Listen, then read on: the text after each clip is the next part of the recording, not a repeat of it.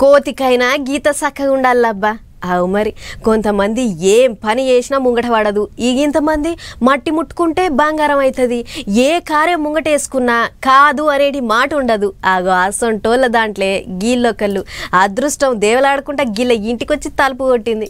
కోతికైనా గీత సక్కగా ఉండాలంటుంటారు.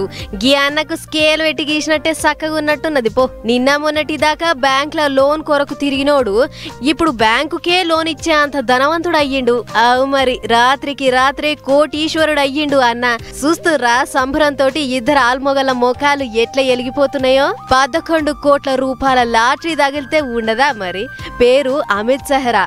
రాజస్థాన్ లో ఉంటాడు. కూరగాయల బేరం చేసుకుంటాడు. పంజాబ్ సర్కారోళ్ళు పెట్టిన దీపావళి పండుగ ఆఫర్ల లాటరీకి పైకం కడితే 11 కోట్ల రూపాయల లాటరీ తగిలిందన్నట్టు.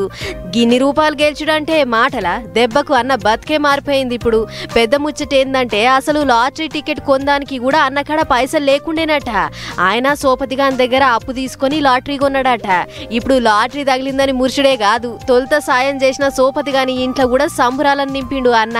ఎట్లా అంటారా, సాయం చేసిన దంటగానికి 2 ఆడపిల్లలుంటే 2 పేర్ల మీద షెరో 50,000 రూపాయలు బ్యాంక్ లో ఫిక్స్డ్ డిపాజిట్ చేసిండంటే చూడుర్రి ఎంత మానవత్వం ఉన్నదో అన్నకు.